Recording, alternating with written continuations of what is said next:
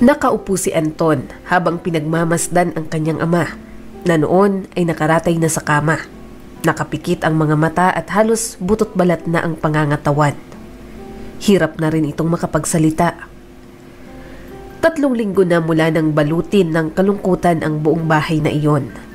Na-diagnose ang tatay ni Anton ng stage 4 lung cancer.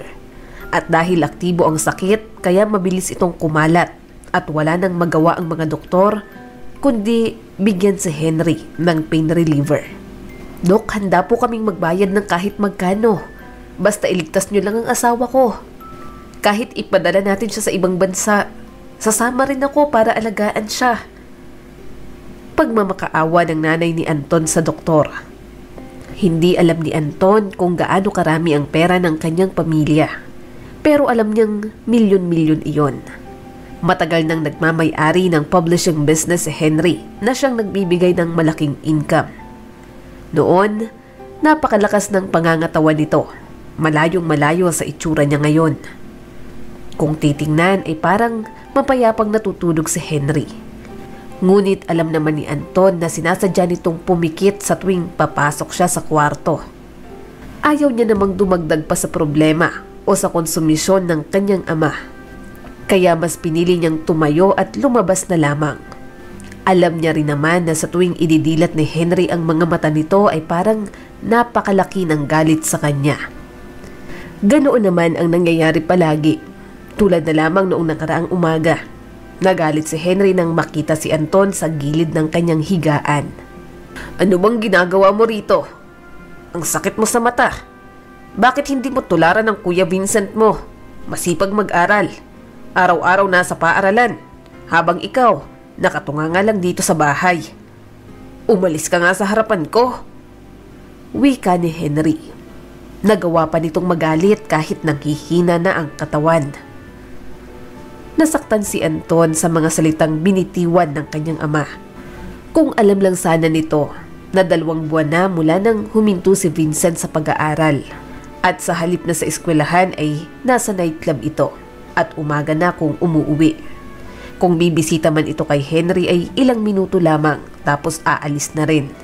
Ang paalam ni Vincent ay pupunta sa paaralan dahil ang dami daw inaasikaso. Naririnig ni Anton kung gaano kabait at kahinahon ang kanyang ama sa tuwing kausap nito si Vincent. Ngunit pagdating sa kanya ay napakasungit at lagi itong galit kahit na wala naman siyang ginagawang masama. Kahit papaano ay nasanay na si Anton. Mula nang magkaisip siya ay ganoon na talaga ang trato sa kanya. Siya palagi ang itinuturing na malas at salot sa pamilya. Siya ang sinisisi sa tuwing magkakaroon ng problema. Tamad at walang alam ang tingin sa kanya ng sariling ama. Maging si Vincent ay itinuturing din siyang kaaway. Ang hindi lang maintindihan ni Anton, bakit kahit mag-aral siya ng mabuti at makakuha ng mataas na marka ay hindi natutuwa ang kanyang mga magulang. Samantalang si Vincent, may tutor na at lahat, pasang-awa pa rin ang nakukuha. Nag-sponsor si Henry sa paaralan para pumasa si Vincent. Mas matanda ito ng 2 taon kaysa kay Anton. Kaya kahit noong mga bata pa sila ay hindi naranasan ni Anton ang magkaroon ng bagong damit. Lahat ng pinaglumaan ng kanyang kuya ang napupunta sa kanya. Noong nasa kolehiyo na si Vincent ay todo suporta si Henry sa lahat ng mga pangangailangan nito. Subalit, nung si Anton ang mag-enroll sa kolehiyo ay wala siyang nakuha na kahit na anong suporta. Sermon pa nga ang inabot niya. "Total, graduate ka na sa high school. Dapat hindi ka na umasa sa amin. Suportahan mong sarili mo. Magtrabaho ka para makapag-aral. Siguro naman, may utak ka para gumawa ng paraan. May mga nag-o-offer ng scholarship at baling mo, matanggap ka doon." Wika ni Henry nung wala pa itong sakit. Yun naman talaga ang plano ni Anton. Pero ang pangarap niya na makapagtapos ng pag-aaral ay mukhang hindi na matutuloy. Dahil ilang linggo lang pagkatapos ng graduation ay nalaman nilang may sakit pala si Henry. Isinantabi muna ni Anton ang pangarap upang tulungan ang kanyang ina. Oo nga't maraming pera ang kanilang pamilya para kumuha ng nurse. Ngunit ayaw pumayag ni Henry. Ayon rito, ang asawa at mga anak ang mag-aalaga sa kanya at hindi kung sino-sinong tao. Madalas, ang asawa ni Henry ang nag-aasikaso sa kanya. Lagi namang nakaalalay si Anton na siyang tagapalit ng bedsheet, tagalinis ng kwarto at ng banyo. May mga pagkakataon na siya rin ang nagpapalit ng diaper. Si Vincent naman ay bibisita lang tuwing umaga. Hahaplos-haplusin ang kamay ng kanyang ama. Pero yun pala, may dahilan kung bakit niya ginagawa ang bagay na ito. 2 beses nang narinig ni Anton na ang Kuya Vincent niya ay sinasamantala ang pagkakasakit ni Henry. Nagmamakaawa ito na palitan ang kanyang kotse dahil masyado na daw yung luma. Papa, matagal na rin yung kotse ko at minsan nasisira pa. Alam mo naman kung sino-sino ang mga kaklase ko, di ba? Nandun yung anak ng mayor, yung anak ng negosyante dito sa lugar natin at maging ang anak ng may-ari ng ospital. Lahat sila bago at magagandang sasakyan. Tapos yung sa akin, wala na sa uso. Total, hindi ka na nakakapagmaneho. Baka naman, pwedeng ako muna yung gumamit ng sasakyan mo, Papa. Alam mo namang kailangan kong pangalagaan ang imahe ng pamilya natin. Hindi narinig ni Anton ang sagot ng kanyang ama. Pero kinagabihan, nang makita niyang hawak ni Vincent ang susi ng sasakyan ay alam niyang nakuha na nito ang gusto. Mabilis na lumipas ang 1 linggo. Habang nililinis ni Anton ang kwarto ng kanyang ama, ay biglang pumasok si Vincent. Oh, kung tapos ka na dyan sa trabaho mo, makakaalis ka na. Kailangan kong makausap si Papa. Wala nang nagawa si Anton kung hindi sundin ang utos nito. Pero paglabas ng pinto, sinadya niyang iangat iyon ng kaunti nang sa gayon ay marinig niya ang pinag-uusapan ng mga ito. Doon, natuklasan niyang nagpapaalam si Vincent. Ipapadala daw siya sa abroad para mag-training kasama ang ilang estudyante. Tuwang-tuwa naman si Henry dahil ang akala niya ay talagang masipag itong mag-aral. Kaya naman naglaan siya ng malaking halaga ng pera. Alam ni Anton na hindi na nag-aaral si Vincent. Kaya ang ipinagtataka niya ay saan kaya nito gagamitin ang perang iyon. Inobserbahan niya ang kapatid para malaman ang katotohanan. Habang nag-iimpake si Vincent ng mga gamit ay may kausap ito sa cellphone. Erica, alam mo mag-impake ka na ng mga isusuot mo. Ngayon din aalis tayo. Pupuntahan natin ang pinapangarap mong lugar. Nakangising wika ni Vincent nang bigla siyang mapalingon sa pinto. Nagulat siya nang makita si Anton dahil narinig nito ang lahat ng sinabi niya. Agad nitong inilagay ang cellphone sa bulsa. Oh, anong tinitingin-tingin mo dyan? May karapatan akong magbakasyon at okay lang yun kay Papa.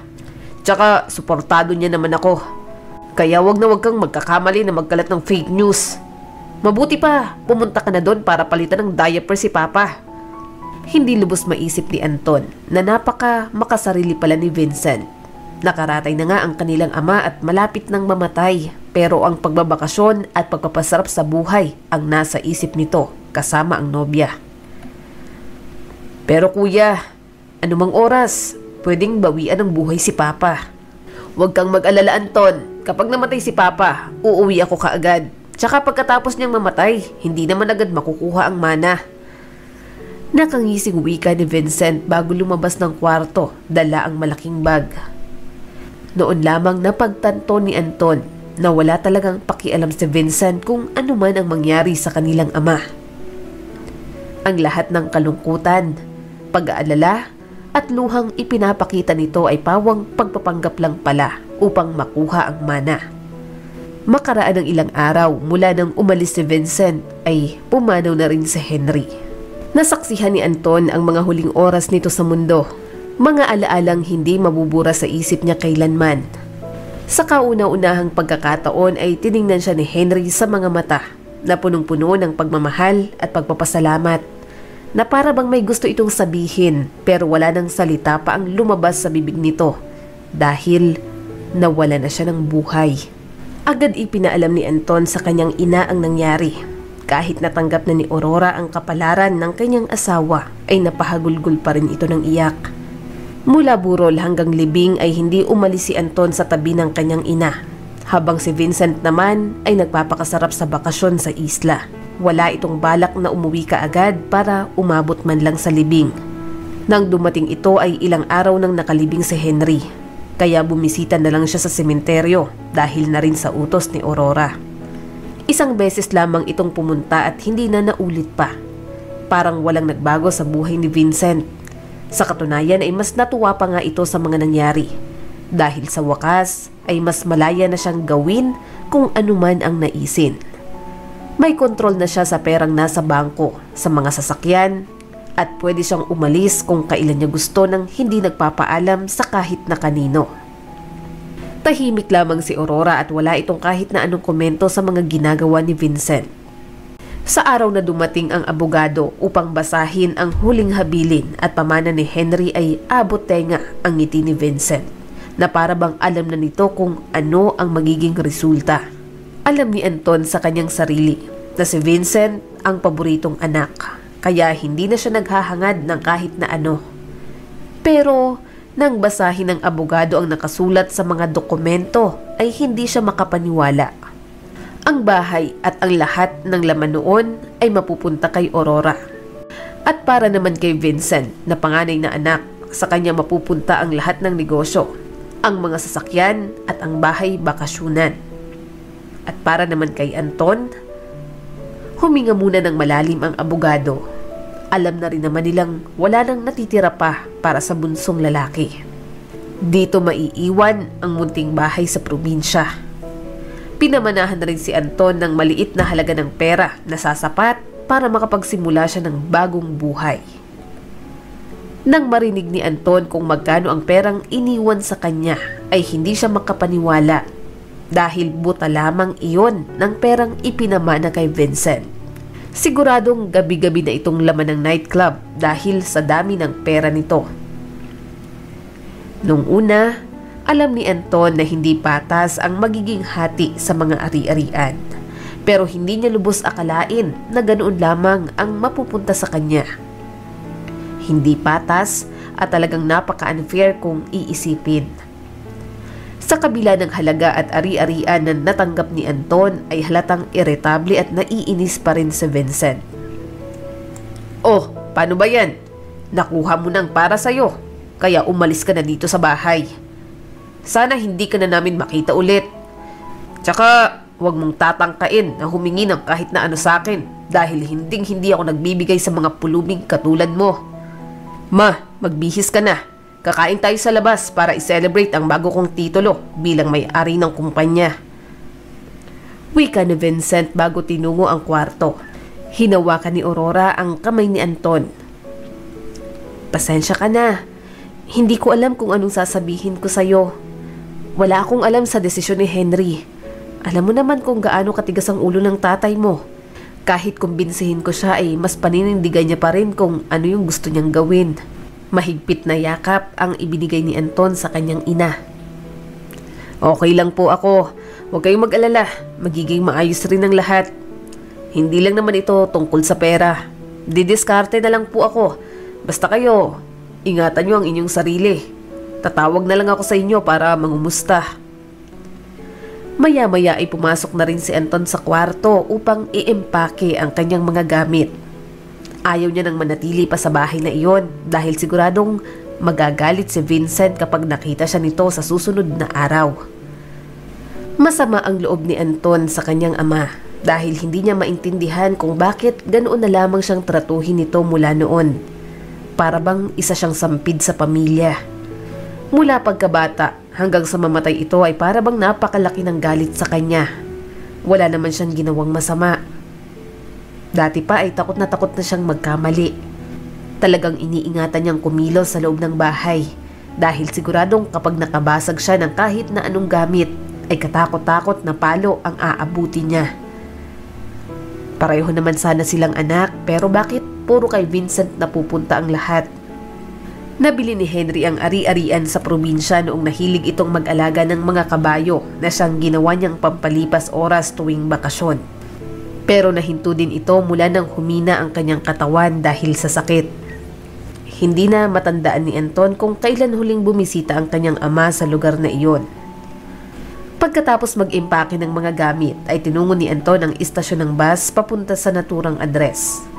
Mahigit 3 oras din ang biyahe bago sabihin ng konduktor na doon ang babaan papunta sa lugar na kanyang pupuntahan. Nagpalingalinga si Anton sa paligid. Wala gaanong bahay kaya imposible rin siyang makapag-apply ng trabaho. Sa patuloy niyang paglalakad papasok sa isang barangay ay nadaanan niya ang ilang bahay. May ilang sari-sari store pero kakaunti lamang ang tao na kanyang nakakasalubong. Karamihan ay may pananim sa harap ng bahay, may alagang hayop, samantalang yung iba, mababakas ang kalumaan na halatang napabayaan at napag-iwanan na ng panahon. Makaraan ng 10 minutong paglalakad ay narating niya ang bahay na ipinamana ng kanyang ama. Mataas na ang damo sa paligid nito at kinakalawag na rin ang bubong. Tumayo lang si Anton sa tapat ng bahay. Iniisip kung papasok ba siya sa loob nito. Hindi maganda ang kutob niya at baka mamaya ay may kung anong hayop ang sumalubong sa kanya. Basag na ang ilang bintana at puro sapot na ng gagamba. Ilang sandali pa ay narinig niya ang huni ng kabayo mula sa likod. Nung unay inakala niyang guni-guni niya lamang iyon pero nang silipin niya ay mayroon ngang kabayo. Naroon din ang isang matandang lalaki na iika-ikang maglakad. "Sino ka at anong ginagawa mo rito?" tanong ng matandang lalaki. Nagpaliwanag naman si Anton. Sinabi niya ang tungkol sa pagkamatay ng kanyang ama at ang mana na kanyang natanggap mula rito. "Ako nga pala si Jose. Ako ang tagapag-alaga ng mga kabayong nabili ng iyong ama. Sobrang ganda at mamahalin ng mga kabayo niya kaya alagang-alaga din namin. Ako ang tagalinis ng kulungan at tagaigib ng tubig. Pero kahit kami, nabigla din ang hindi dumalaw dito si Sir Henry. Yun pala, nagkasakit na siya. Pero pumunta dito yung assistant niya para sisantehin ang mga trabahador. Tapos, ibinenta na rin yung mga kabayo. Nagtaka ako kung bakit biglang ibinenta ni Sir Henry yung mga kabayo, samantalang hirap na hirap siyang makabili ng mga ganitong klase. Itong isa na lang ang natira dahil tulad ko ay iika-ika rin niyang maglakad. Hindi makatakbo ng maayos kaya walang bumibili. Inalagaan ko na lang din, total, isa lang naman. Kaso, hindi ko maipagamot yung sugat sa paa. Kung gusto mo, ikaw nang mag-alaga. Pero wala naman po akong alam sa ganito. Baka kung ano ang mangyari sa kabayo, tsaka mukhang mamahalin po yung ganito." "Tama ka, iho. Mamahalin nga ang mga kabayong ito. At talagang espesyal. Huwag kang mag-alala, tutulungan kita." Wika pa ni Jose. Kahit napipilitan ay oo ang isinagot ni Anton. Hindi niya lang masabi na siya mismo sa sarili niya ay hindi rin alam kung papaano mamumuhay. Wala siyang trabaho at kakaunting pera lamang ang natitira sa kanyang bank account. Tapos, ang bahay na ipinamana sa kanya ay kailangan pang iparenovate bago matirahan ng maayos. Wala naman siyang mahihinga ng tulong dahil wala siyang maaasahan kay Vincent o sa kanyang ina. Kailangan niyang gumawa ng paraan kung papaano makakasurvive sa lugar na iyon. Pagpasok niya sa loob ay naroon ang pira-piraso ng bubog na galing sa basag na bintana. Walang tubig sa gripo at wala ring kuryente. Mayroon namang maliit na mesa at ilang upuan na maaari pang gamitin. Kahit papaano, nagpapasalamat na lang din si Anton dahil buo pa ang kama sa munting kwarto.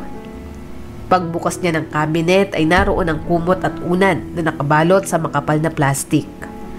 May ilang piraso din ng damit pero kailangan pang labhan bago isuot dahil iba na ang amoy.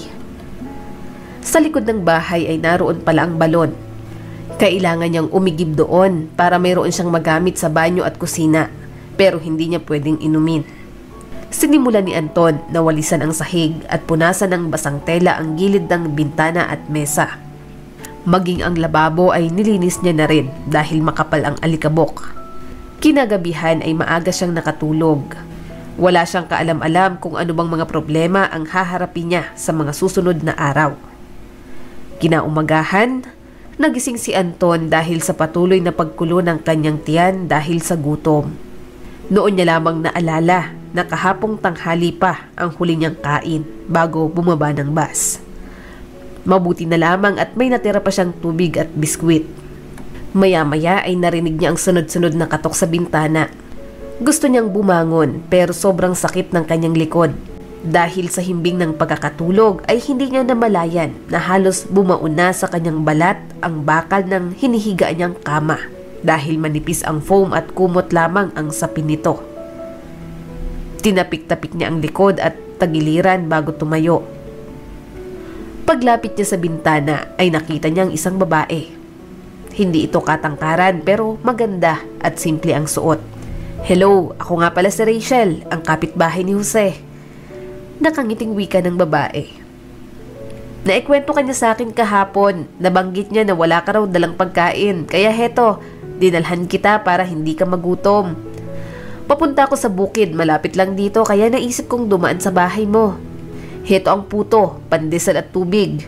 Pagpasensyahan mo na, ito lang yung dala ko. Kami lang ng aking anak ang magkasamang naninirahan sa munting bahay at itong aming kinakain sa araw-araw."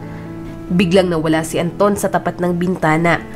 Yun pala, tumakbo ito palabas ng bahay para lapitan sa Rachel. "Salamat sa pagkaing dala mo. Sobrang gutom na talaga ako. Buti na lang at dumating ka." Abot tengang ngiti ni Anton bago kinuha ang pagkain mula sa kamay ni Rachel. "Kahapon iniisip kong bumili ng pagkain pero wala namang malapit na tindahan.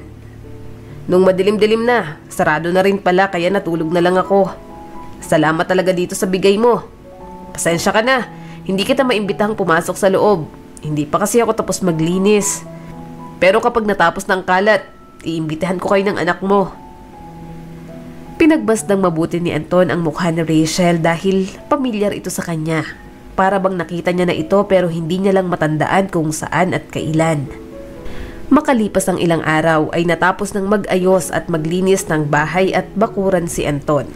Tinanggal niya ang mga basag na bintana para palitan ng kawayan. Tinulungan rin siya ng ilang kapitbahay para may makain. Ang asawa ni Jose ang madalas magluto ng pananghalian at hapunan. Kadalasang ulam nila ay gulay na galing sa bukid at isda na nabingwit mula sa ilog. Pinahiram din siya ni Jose ng mga gamit sa pagkakarpentero tulad ng martilyo at lagare upang ma-repair ang mga sirang upuan at gamit sa loob ng bahay. Nang muling bumisita si Rachel ay nagdala ito ng pagkain. Nagulat pa nga ito nang makita ang improvement ng bahay. "Alam mo, akala ko hindi na pwedeng tirahan ng bahay na to pero mapapakinabangan pa pala. Basta linisan lang at ayusin. Pero siguro mas maganda kung may kortina ang bintana. Kaya ko namang magtahi. Yun nga lang kung may tela kang maibibigay sa akin." "Ganun ba? Sandali lang," wika ni Anton bago pumasok sa kwarto. Kinuha niya ang makapal na kumot. "Itong kumot, pwede na bang gawing kortina? Puro ganito ang laman ng cabinet at mukhang hindi ko naman magagamit lahat." "Oo naman, tamang-tama, maganda ang kulay nito. Susukatan ko lang ang bintana para matahi ko na mamaya pag uwi ko." Nakangiting wika ni Rachel. Muling pinagmasdan ni Anton ang mukha ng babae. Napakagaan ang loob niya rito. Siguro, sinubukan niya itong ligawan kung hindi lang sinabi ni Rachel na hanggang magkaibigan lang talaga sila. Naikwento ni Rachel na dati na siyang nagpakasal pero mabilis lamang iyon dahil hindi naging maganda ang kanilang pagsasama. Noong una ay ayaw pa sana nitong magkwento pero sa huli ay napilit na rin ni Anton. "Bago kami ikasal, mala prinsesa ang trato niya sa akin. Pero nung naikasal na kami, doon na nagsimulang magbago ang lahat. Araw-araw siyang umaalis ng bahay para makipag-inuman sa mga kabarkada. Tapos nalaman ko pa, nagbababae pala siya. Tiniis ko yun ng ilang buwan. Lagi akong umiiyak at nagmamakaawa na magbago siya. Pero wala ring nangyari. Lalo pang lumala ang problema nung nabuntis ako. Akala ko magbabago ang ugali at pananaw niya sa buhay. Subalit, 3 buwan mula nang makapanganak ako, talagang kumapal ang pagmumukha ng lalaking yun. Harap-harapan na siyang nakikipaglandian sa mga babae niya. Hanggang iniwan niya kami ni James. Mula noon, sinikap kong mamuhay kami ng maayos. Mabuti na nga lang at tinutulungan ako ng asawa ni Jose. Siya ang tumitingin kay James habang nagtatrabaho ako sa bukid. Kaya malaki rin talagang pasasalamat ko sa kanila. Rachel, alam mo, deserve mo namang tulungan kasi napakabait mo. Nakangiting wika ni Anton. Dahil siya na ang nag-aalaga sa kabayo, kaya nagpaturo siya kay Jose kung ano ang mga dapat gawin. Nabanggit rin nito na dapat silang kumuha ng taong pwedeng gumamot sa paa ng kabayo nang sa gayon ay hindi ito tuluyang mapilay. Natanggal ang malaking pako na nakabaon sa paa ng kabayo. May kamahalan ang bayad pero hindi naman iyon pinagsisisihan ni Anton. Tinawag niyang kidlat ang kabayo dahil sa liksi at ganda ng pangangatawan nito noong gumaling na ang paa. Ay nako, kung sana lang kaya rin gamutin ang pilay ko tulad ng kabayong yan. Siguradong pag-iipunan ko. Wika ni Jose. Ngumiti lamang si Anton. Si Jose ang una niyang kaibigan sa lugar na iyon. Talagang napakabait at ito ang nagturo sa kanya ng maraming bagay na kailangan niyang matutunan para makapamuhay ng maayos sa lugar na iyon.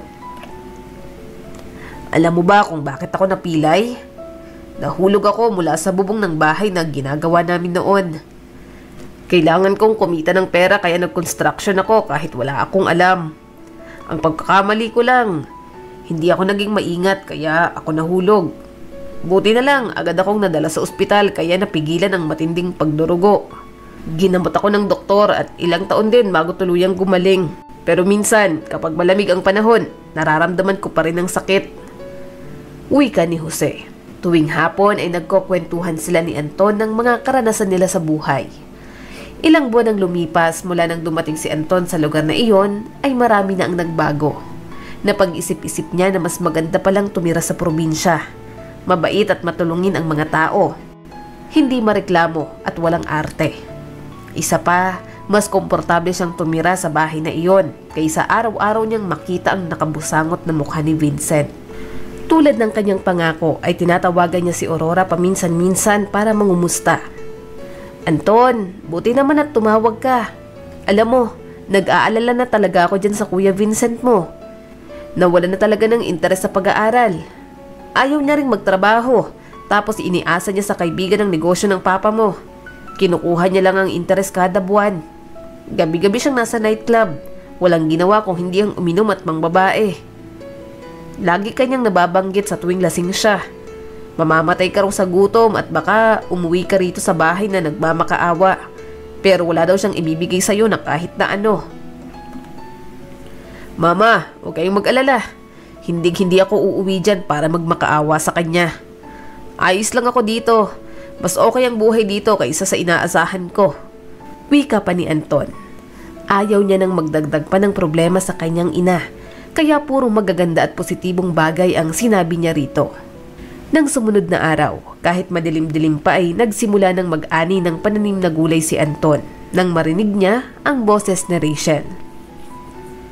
Anton, kahapon galing ako sa bayan. Nakita ko itong poster at sa tingin ko, ito ng oportunidad na hinihintay niyo ni Kidlat. Ang laki ng mapapanalunan, tsaka buong bayan ng kasali. May requirements pero pasok na pasok kayo dito ng alaga mo. Salamat Rachel, pero kakausapin ko muna si Jose tungkol dito. Kaunti pa lang ang alam ko tungkol sa mga kabayo, kaya hihingin ko ang opinyon niya kung dapat ba kaming sumali. Kung ganon, iiwanan ko na lang dito yung papel para kung sakaling gusto mong sumali. Pwede mo silang tawagan o puntahan. Sa pagkakaalam ko, hanggang bukas na lang din pwedeng magpalista. Wika ni Rachel bago umalis. Muling tiningnan ni Anton ang mapapanalunan. 70,000 piso at napakalaking halaga na noon para makapagsimula siya ng negosyo. Tulad ng nabanggit ni Jose ay magandang klase ng kabayo ang binili ng kanyang ama noong nabubuhay pa ito. At kitang-kita naman iyon sa kulay at tindig ni Kidlat. Tinulungan siya ni Jose na magparehistro para makasali sa gagawing kompetisyon ng mga kabayo. Tulad ng inaasahan, nanalo si Kidlat. Hindi makapaniwala si Anton na nanalo ang kanyang alaga. Noong matanggap niya ang trophy at cash ay lumapit ang isang matandang lalaki na isa sa mga hurado. Hinaplos-haplos nito ang likod ng kabayo. Ang ganda ng kabayong ito. Bibihira ang ganitong breed at sa pagkakaalam ko, Iilan lang ang nakabili nito sa ating bansa. Galing pa ito sa abroad kaya kung balak mong ibenta, handa akong magbayad ng malaking halaga. Nang sabihin ng matanda ang presyo para sa kabayo ay nagulat si Anton. Naisip niyang hindi naman pala siya pinagdamutan ng mana ng kanyang ama. Pasensya na po kayo pero hindi ko ibinibenta ang kabayo ko. Ipinamana ito ng aking ama at ito na lamang ang naiwan niyang alaala sa akin. Wika naman ni Anton. Naisip niya ring sumali sa iba pang kompetisyon sa pagbabaka sakaling mananalo ulit. Ang halagang napanalunan niya ngayon ay gagamitin niya sa pagpapatayo ng bagong negosyo. Alam mo iho, kilala ko ang tatay mo. Ako nga pala si Mr. Rodriguez. Nagsimula kami ng negosyo nung binata pa kami. High school pa lang, magkaibigan na kaming dalawa. Marami kaming karanasan sa buhay na magkasama. Marami ang naiinggit sa amin pero dumating sa punto na nagkanya-kanya na kami ng buhay hanggang nawala na kami ng komunikasyon sa isa't isa. Alam mo, kamakailan lang, nabasa ko sa dyaryo ang tungkol sa pagkamatay ni Henry. Pero mayroon akong ipinagtataka. Oo nga't matagal kaming hindi nag-uusap pero malinaw sa aking alaala na dalawa lamang ang kanyang anak. Isang babae at isang lalaki. Kaya nagulat ako nang mabasa na dalawang lalaki pa lang anak niya. Babae ang panganay at ang sabi niya, hindi raw siya makapapayag na magpaligaw ito kaagad. Siguro mga 2 o 3 taon ang ipinanganak naman ang bunsong lalaki. Alam mo, masaya ako ng mga panahong yun dahil mayroon na rin akong asawa. Ipinanganak ang panganay ni Henry ng Marso tapos ang anak ko naman ay Hunyo. Lalaki ang panganay ko kaya minsan nagbibiruan kami na balang araw sila ang magkakatuluyan para mag-manage ng negosyo. Pero wala po akong ate. Si Vincent po ang kuya ko at ipinanganak rin siya sa parehong taon. Alam mo iho, nung mga panahong yun may problema sa negosyo at sa iba pang mga bagay. Mga bata pa kayo noon at wala pang muwang sa mundo. Hindi ko alam ang nangyari pero bigla na lang nawala si Henry at walang nakakaalam kung saan nagpuntang pamilya niya. Ilang taon rin ang lumipas tapos nang bumalik si Henry, sa halip na panganay na babae ay panganay na lalaki ang kasama niya. Pinag-usapan yun ng mga tao pero hindi naman sila nagkomento. Mas pinili nilang manirahan sa ibang lugar. Pero alam mo ba kung ano ang pinakamalaking nakakaintriga para sa akin? Hindi lang ang pagpapalit ng anak, kundi ang naging ugali ng papa mo sa mga kabayo. Alam mo, noon pa, mahilig na talaga yung tatay mo sa mga kabayo. Sabihin mo ng OA pero parang hari at reyna ang turing niya sa mga yan. May libro pa siyang binabasa para malaman kung ano ang dapat na ipakain at iturok ng gamot. Dahil sa kanya, nakahiligan ko rin ang mag-alaga ng kabayo. Pero hindi naman yung kasing mahal nitong ipinamana niya sa'yo. Nung bumalik si Henry, hindi ko maintindihan kung bakit bigla niyang pinabayaan at ibinenta ang mga kabayo niya. Gusto kong malaman ang dahilan pero hindi na kami nag-usap. Sinubukan kong bilhin ang isa sa mga kabayo pero ahente ang humarap sa akin. Matapos sabihin ang mga salitang iyon ay umalis na ang matandang lalaki. Naiwan si Anton na nakatayo habang iniisip kung totoo ba ang sinabi ng estranghero. Gusto niyang malaman ang katotohanan, kaya naman pag-uwi niya ng bahay ay napagpasyahan niyang mag-imbestiga at alamin ang misteryo ng kanyang pamilya. Ang perang napanalunan nila ni Kidlat ay ginamit niya sa pagpapatayo ng munting manukan at taniman ng gulay sa tulong ng mag-asawang Jose at pati na rin na Rachel. 1 taon ang lumipas mula nang tumira si Anton sa probinsya ay malaki na ang ipinagbago ng kanyang buhay. Mas tahimik at payapa ito kumpara dati. Ngunit isang araw, nakatanggap siya ng tawag mula kay Vincent. Alam ni Anton na may galit ito sa kanya kaya siguradong panlalait lamang ang sasabihin nito. Ano Anton? Mamamatay ka na ba sa gutom? Bungad na tanong ni Vincent. Nang mapansin nito ang malawak na taniman ng gulay sa likod ni Anton habang magka-video call sila. Taga-tanim ka na pala ng gulay ngayon na. Sa bagay, ano namang trabaho ang pwede sa tulad mong walang alam? Pero nang sabihin ni Anton na siya ang nagmamay-ari ng lahat ng iyon ay napatahimik si Vincent. Halatang lalong tumindi ang galit sa mukha nito. Disappointed ito dahil hindi nangyari ang kanyang inaasahan na magmamakaawa si Anton at luluhod sa harap niya. Sa sobrang inis, pumunta si Vincent sa lugar na iyon agad-agad. Kinahapunan ay nakatayo na ito sa malawak na taniman. Buong panahon na yon ay hindi pa rin mawala sa isip ni Anton ang tungkol sa pagkakaroon ng kapatid na babae. Kaya tamang-tama ang pagpunta ni Vincent dahil nakaisip siya ng magandang ideya. Sinamantala niya ang oportunidad na iyon para kolektahin ang DNA sample ni Vincent. Itinabi niya ang basong pinag-inuman nito ng tubig. Kinolekta niya rin ang buhok sa headrest ng sasakyan nito habang abala ito sa pag-iikot sa taniman ng gulay. Hindi alam ni Anton kung ano ang magiging resulta ng DNA test pero gusto niyang matapos na ang kanyang haka-haka. Nang lumabas ang resulta, ay hindi nga magkapatid si Anton at Vincent at walang bakas na related sila sa isa't isa. Napatulala na lamang si Anton nang makita ang resulta. Naisip niyang lumapit sa isang investigador upang humingi ng tulong at para mapaimbestigahan na rin kung ano talaga ang tunay na nangyari. Ano ba ang tunay na pagkatao ni Vincent at ng kinikilala niyang mga magulang? Makaraan ng isang linggo, nakatanggap siya ng tawag mula kay Vincent. Anton, ano na naman ba to? Bakit may pumuntang pulis dito sa bahay kanina? Kung alam ko raw ba ang tungkol sa nawawalang negosyante ng mga magulang mo? Hindi raw tayo magkapatid. Anong nangyayari? Tsaka si mama, ini-interrogate ngayon. Hindi naniniwala si Anton na walang alam si Vincent. Mukha nga itong nagulat dahil siguro hindi niya akalain na darating ang araw na iyon. Pero si Aurora handang sagutin at isiwalat ang buong katotohanan. Pumunta si Anton sa istasyon ng pulis kung saan naroon si Aurora. Nasa interrogation room ito kung saan recorded ang lahat ng kanyang sasabihin sa harap ng mga otoridad. Sir, ano po bang balita? Tanong ni Anton sa investigador. Hindi nga silang mga magulang mo, pero silang dating empleyado ng tunay mong mga magulang. Siya ang kasambahay at driver naman ng asawa niya. Matagal nilang pinagplanuhan ang pagpatay sa mga magulang mo dahil sa laki ng inggit nila sa mga ito. Heto ang recorder. Nandyan ang lahat ng revelasyon ng suspect na si Aurora. Natakot siyang mahatulan ng habang buhay na pagkakakulong kaya napilitang umamin. Tinungo ni Anton ng isang maliit na silid upang pakinggan ang revelasyon ng kinikilala niyang ina. Ako at ang aking asawa ay nag-iisip nung mga panahong yon. Bakit sila? Nakukuha nila ang lahat. Tapos kami, kahit anong hirap at pagod, wala at wala pa rin. Kaya naisip ng asawa ko na gumawa ng paraan.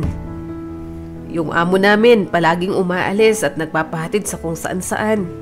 Hanggang isang umaga, inutusan ako ng asawa ko na lagyan ng kung anong powder ang iniinom na kape ng aming amo. Tapos kinagabihan, nung bumalik siya, alam kong may ginawa siyang hindi maganda pero hindi na ako nagtanong. Ang sabi niya, isakay ko raw sa sasakyan ang mga bata. Kinuha ko ang anak naming si Vincent, tapos ang dalawang anak ng aming amo. Isang babae at isang lalaki. Ginawa ko lang kung ano ang utos ng aking asawa. Madaling araw nung bumiyahe kami sa syudad, tumira kami sa maliit na apartment at doon, sinabi niya sa akin na wala na raw ang amo namin at kami raw ang papalit sa kanila. Pero syempre, hindi naman yun ganun kadali. Kinailangan naming palitan ang aming itsura. Ilang beses kaming sumailalim sa plastic surgery. Matagal naming plinano ang lahat, kaya mula sa mga dokumento, ID, pera, at maging password sa mga vault ay inalam namin. Pati yung pirma nila. Inunti-unti namin ang pag-withdraw sa ATM para may panggastos kami. Nung naoperahan ng asawa ko, siya na ang naging bagong Henry at ako naman si Aurora. Nakahanap rin kami ng bahay ampunan kung saan namin iniwan ang panganay na babae. Sabi ng asawa ko, hindi namin pwedeng i-dispatch ng sabay ang mga bata dahil siguradong magiging kahina-hinala kami. Nung bumalik kami sa malaking bahay, isinama na rin namin yung bunso. Kami na ang naging bagong amo at walang naging problema dahil sanay na kami sa buhay doon. Kilala rin namin ang mga tao. Noon pa man, matalino na talagang aking asawa. Mahilig siyang magbasa at manggaya ng pirma, kaya hindi siya nahirapang gayahin ng totoong Henry. Naging masagana ang buhay namin tulad ng matagal naming pinapangarap. Kung hindi sana kayo nag-imbestiga, babaunin ko ang lahat ng to sa hukay. Doon na naputol ang recording. Kasabay noon ang pagtulo ng luha ni Anton. Hindi niya lubos akalain na ang mga taong nakasama at kinilala niyang mga magulang ay mga mamamatay tao pala. Ang isang bagay na kailangan niyang gawin ay hanapin ang kanyang ate. Wala na siyang pakialam kay Vincent at Aurora. Halos 1 buwan din ang lumipas bago natanggap ni Anton ang magandang resulta. Ayon sa investigador, ang kapatid ni Anton ay inampon mula sa bahay ampunan. Para makaiwas sa chismis ay lumipat ang mag-asawa sa ibang bayan, kung saan mas pinili nilang manirahan ng tahimik. Kung ganon, saan siya nakatira?